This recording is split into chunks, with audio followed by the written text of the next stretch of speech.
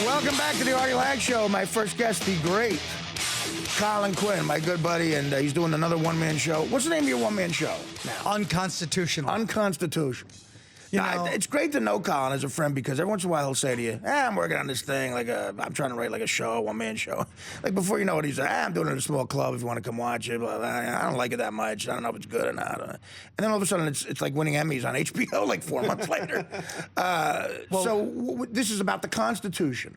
But before we get into that, can I just say, speaking of HBO, I go to I go on the show Girls, right? This is bewildering. This is baffling to me. So the girls show Girls. So my girlfriend Adrian pointed you out to me. So people just love that show. Right? It's like this hip, whatever show. Right. I get a call out of left field from Dan Filato, literally cursing me out. I didn't know who it was at first. You sellout piece of shit. You know, all the, oh my God, Danny, what? Cursing me out and comparing. The reason he said I was a sellout, he's comparing the cutting edge hipster show Girls to Notting Hill. He goes, you're a man that hates Notting Hill. All the anger he's had because I really started the Notting Hill thing with Dan. When you think about it, since I'm a Notting Hill aficionado from the old days. But, yeah. And he just turned on me. It was just so bewildering to me. But what a hypocrite! He's there hypocrite, bringing red velvet cake to my uncle's house for Thanksgiving and quoting lines from a Sex and the City episode. What? No. You know, I invited him because of our first Thanksgiving here. Oh, honey, he's a keeper. Dan had nowhere to go. And, you know, he has that moping thing like, you guys have a good time. I think maybe I'll just...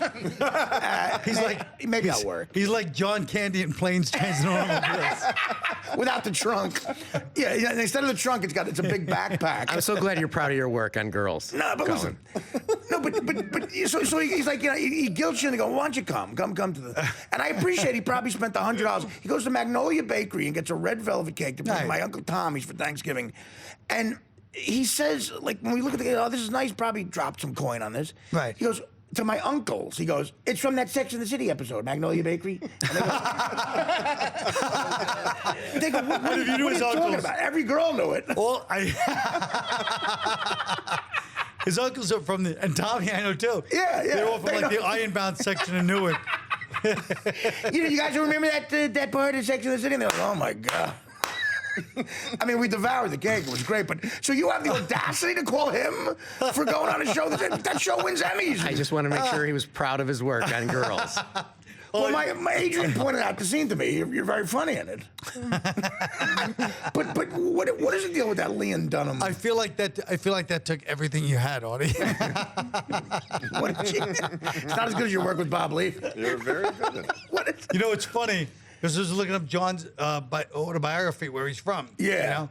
And it was Mechanicsburg. And I realized I did a gig with Levy in Mechanicsburg. No way. You know what? That's Levy's country. That's Levy's country. He said that when he was here. Oh, yeah. He's probably been there 20 times. Yeah. What does he say? It was like, listen to me. We got to get down there. And it's always like, we got to get down there. We got to get down there. He called me the other day. Bob's doing an off-Broadway. Yeah, that's what he texted me. I have the text. He texted me. He goes, brother, I'm doing off-Broadway tonight. Wish me luck. I'm like, what?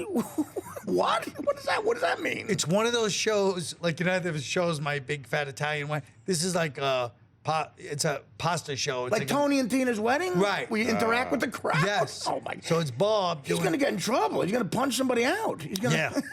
But it's a food show, so I hope he just doesn't bring the blue cheese. I don't do that anymore. He used to do this thing. Artie had a problem. He used to do a thing. No, it's not even about Bob. This thing is about the state of the nation. And he'd do this thing where every night at the end of his show, comedy show, you know, the civilized discourse of humor, he'd go, listen to me, I need a volunteer. Girl, come up here. I love to eat blue cheese. He'd eat blue cheese. I mean, I don't know how you can use the language. He would eat blue cheese out of their backside, basically. And every night, somebody's hand would raise, sometimes a couple. Yeah. And they'd come up, pull aside or pull down their G-string. He'd flop the blue keys and eat it. Yeah. And then they'd get off stage and he'd go, good night, ladies. He'd go, good night. And then I'd have to go on. it was like following a rape. It was like literally following sexual assault. The women were never sober. I mean, technically, they probably had a case. And, and I would be slipping on the blue cheese or blue cheese all over the what would be? But you're right, Colin. The thing about that, Colin, is I would say, listen, this is unbelievable. You get one person, he would get 3 or 4 to be a line of girls. That's right. Especially outside in the Philly area. Yes. And hot ones, too. Good-looking women. Yes. Wow. And I've seen a couple that say, I'd like to know how many, what we should do is a documentary. If we could get, like, a serious like a Ken Burns type guy to follow what happened to all the relationships of those girls. When the boyfriend found out the next day, right? You know, I heard you did a thing with this guy. Well, I want to see the prequel. I want to see how they got to that point, where something, what happened in their life. I want the whole life story to where it leads up to them raising their hand and going, yes, I'll do that. Right. And then what happens afterwards. But at Caroline's, it didn't matter. I would go up to him. Then I would have to go up to him. A lot of people, girls have a secret fantasy, you know? I would go up to him, John, and I would say, listen, Bob, this is very awkward. I've never done this with an opening act before, but you can't do the blue cheese thing. Because it would take me 10 minutes to dig out of the hole he would leave. The crowd being flabbergasted, whether or not to call 911 or watch the show. So and Levy completely missing the point. He go, what are you talking about? It kills. It kills. I'm like, I know it kills, Bob. That's not the point. That's depressing enough, but that's not the point I'm making. It kills. That leaded to one of the greatest roast jokes of all time. At my roast at the Howard Stern show, Colin said about Levy, he said, Bob, you have an act where the closing thing in your act is you eat blue cheese out of the backside of a strange woman from the crowd, and you're still not famous. Oh, yeah. That goes down. By the way, the set you had at my roast at the Stern Show goes down as one of the best roast sets of all time. You know, he got a standing ovation. And Howard had the audacity to go, do you want us to go to commercial? I'm like, no, I gotta defuse this bomb right away. I mean, that was insane. He got a standing ovation in a little studio.